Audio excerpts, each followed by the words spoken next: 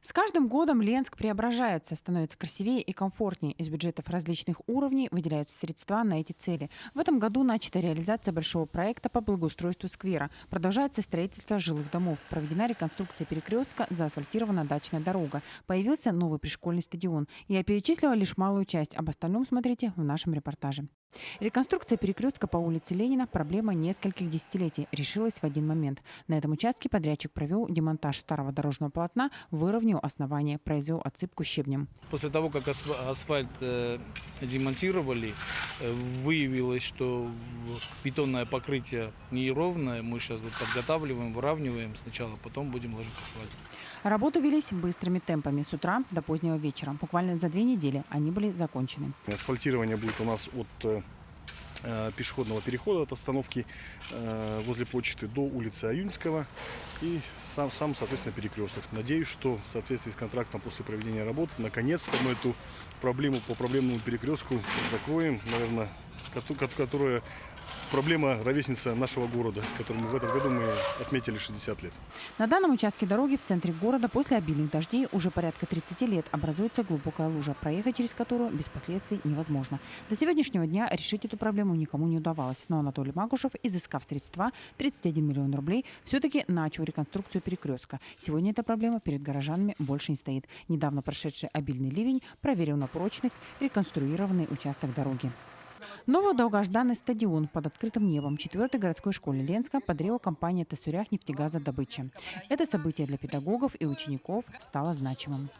Для нас это, для коллектива, для учеников, для родителей это очень знаменательное, долгожданное событие. Я в этой школе работаю с 2016 года, и вот уже когда я приехала, мы уже говорили о стадионе. И наконец-то в 2023 году это событие свершилось. Мы очень рады. Я как классный руководитель 11 класса могу сказать от лица детей, они рады, что они успеют, так сказать, провести уроки физкультуры еще целый год на этом новом стадионе. В торжественной церемонии открытия приняли участие представители власти, директор школы и, конечно же, сами дарители, сотрудники компании «Тасурях нефтегазодобыча». В своем выступлении Юлия Ажаровская отметила, что предприятие регулярно реализует важный социальный проект в регионах, где ведет свою производственную деятельность. Это основное приоритетное направление в области социального развития, поддержка массового спорта, поддержка образовательных и школьных учреждений является приоритетной. И сегодня мы добавляем еще один объект в нашу копилку. Мы горды этим и рады приносить пользу региону. Теперь и ученики 4-й школы смогут заниматься различными видами спорта на многофункциональном стадионе. Новый спортивный объект построен в соответствии с современными требованиями. Здесь есть футбольное поле, беговая дорожка. Также предусмотрена площадка для уличных тренажеров. Я очень рад, что у нас открылся такой большой стадион. Раньше он у нас был маленький и даже разрушенный был. Так что сейчас все будут заниматься, каждый день приходить, играть здесь. Первый гол в истории нового стадиона забил глава района Жумар Табельманов. После был дан старт товарищескому матчу команд Ленского района и комитета по физической культуре и спорту. Городскому пространству «Быть» в Ленске вовсю идут работы по обновлению одной из центральных улиц бульвара Аюнского. Детские и спортивные площадки, велосипедная дорожка, смотровая на берегу реки. Проект по благоустройству улицы Аюнского с говорящим названием «Путь к реке» планируется завершить уже к концу этого года. Обновление бульвара стало возможным благодаря победе во всероссийском конкурсе лучших проектов «Малые города и исторические поселения». На реализацию проекта отведено 120 миллионов рублей, 85 из которых выделено федеральным бюджетом. Работа ведется на всех участках объекта улицы Аюнского и территории заводонасосной станции. На улице Аюнского будут небольшие площадки, на которых будут установлены скамьи и игровое оборудование, а на площадке, которая находится за водонасосной станцией, по просьбе участников общественных обсуждений появятся спортивные и площадки отдыха, которые предназначены уже для детей большего возраста, и для молодежи.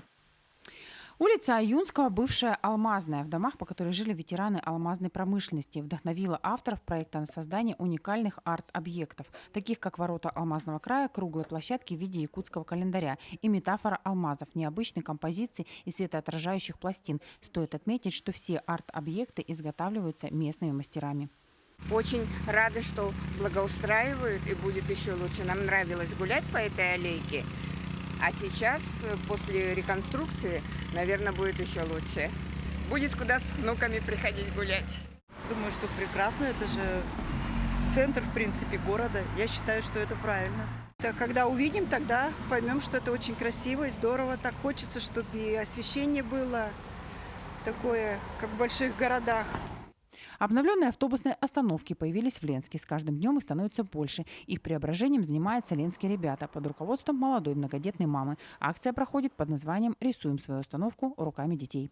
Очередная автобусная остановка сегодня на повороте в микрорайон Разведчик по пути к нефтебазе. Здесь собрались самые активные ребята. Что будут рисовать, решают на месте. Олеся Лучина, организатор акции, рассказывает, что идея разукрасить городские автобусные остановки пришла случайно. Мы просто хотели на нашей остановке в Разведчике убраться. А получилось так, что Колина мама предложила нам еще нарисовать. Ну и мы с Колей собрали всю молодежь, детей и начали рисовать нашу остановку. Завершив разрисовывать первую установку, ребята были в восторге и попросили организаторов разукрасить и другие остановочные павильоны. Так и пошло дело дальше. Водостойкие краски, кисти, губки и, собственно говоря, детские ручки, которые и станут главным украшением установочных стен. К моменту приезда нашей съемочной группы готовы были к труду, а ребята постарше уже приступили к росписи стен. Я дорисовываю клубнику. У нас просто дети на Светлом очень просили клубничку, но мы решили ее нарисовать здесь, потому что там мы нарисовать ее, к сожалению, забыли. Детям все нравится. Вот основная цель этой акции, чтобы чем-то занять детей в последние дни лета и как-то разнообразить, освежить наш город, облагородить, так можно сказать. Каждый день к рисующим присоединяются новые лица. Родители приходят вместе с детьми, молодежи становится больше. С каждым мазком рисунки на остановках становятся лучше и лучше. Темы разные. Это нефтевозы и танкеры, фрагменты из любимых мультфильмов и фразы «Птицы, цветы, наша река», «Георгиевские ленты» и «Голуби». Рисую птиц. Журавли у нас должны были получиться, но у нас голуби. Я рисую голубей, потому что они символизируют мир. Акция продолжается и дальше. Дети раскрасили около 10 остановок. На очереди самые большие в центре города. Анатолий Макушев тоже поддержал инициативную молодежь и пообещал, что будет всячески способствовать доброму начинанию. Укрыться от холода и вьюги в зимнее время пассажиры общественного транспорта теперь могут в теплых остановочных павильонах. Такой подарок горожанам сделала городская администрация в юбилейный год. Заключен муниципальный контракт на установку теплых остановочных павильонов. Эта практика есть в городах Айхал, Мирный. Насколько в Якутске очень эта практика развита, причем там устанавливает и администрация, и частники. Обязательно тоже мы эту практику продолжим. Там стоимость нам остановочного павильона, согласно всех аукционных процедур, обойдется в 2,5 миллиона одна остановка. Такие перспективы постоянных пассажиров радуют, ведь ожидание автобусов в зимний период бывает длительным. Постоянно снимается автобус. Потом еще 2-1 могут снять. В Якутске там постоянно, вот ездила в больницу, там постоянно через 5-10 минут идут автобусы. У нас как? У нас завтрак, пересменок, ужин и еще один автобус или 2 остается на линии. Хорошо остановки-то сделали. Тут зимой сквозняк, и все стоишь, дуба гоняешь, тем более тут ветер. А сейчас-то более-менее хорошо. Это очень хорошо, потому что у нас погодные условия не очень комфортные для стояния и ожидания транспортных средств. Для людей, которые непосредственно ездят на автобусе, это очень хорошо сделано. Пока остановочные павильоны с обогревом появились только на 2 центральных остановках по улице Ленина. Это пилотный проект. Но в планах оснастить подобными объектами и отдаленные микрорайоны Ленска, такие как Северный, Алроса и Разведчик.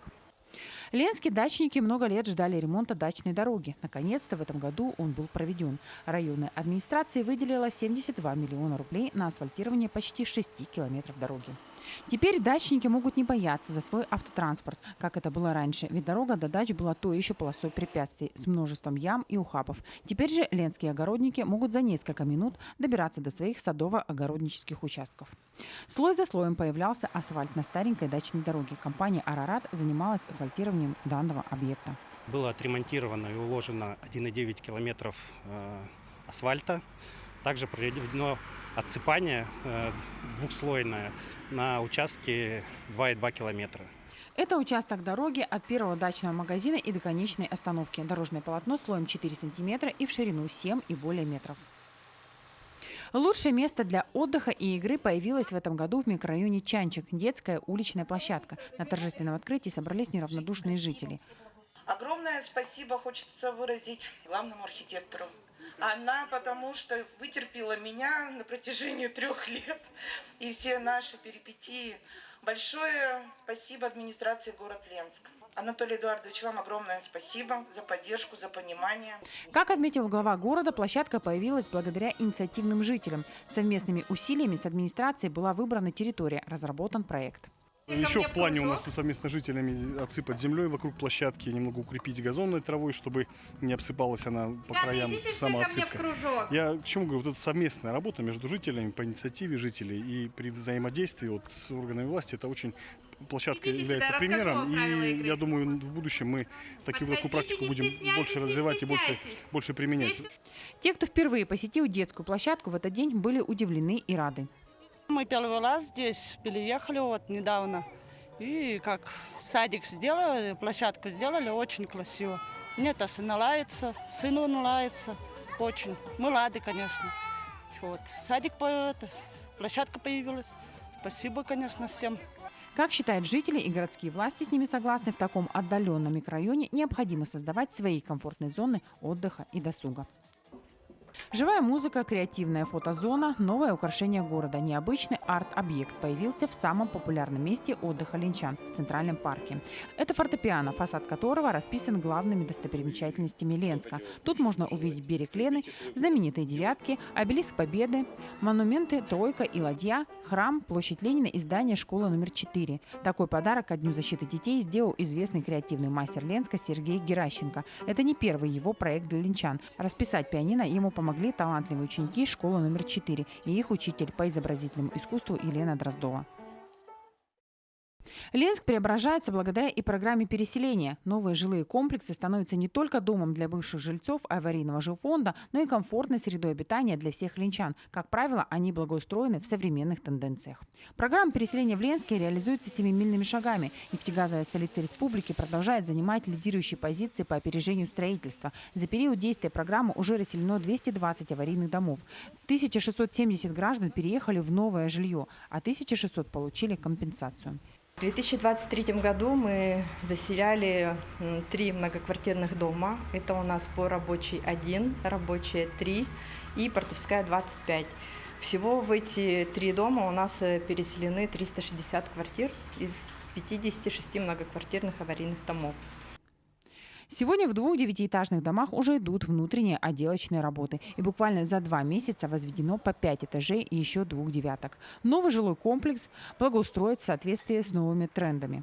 Уже в конце этого года 2 дома будут введены в эксплуатацию. И 199 семей станут жителями нового комплекса.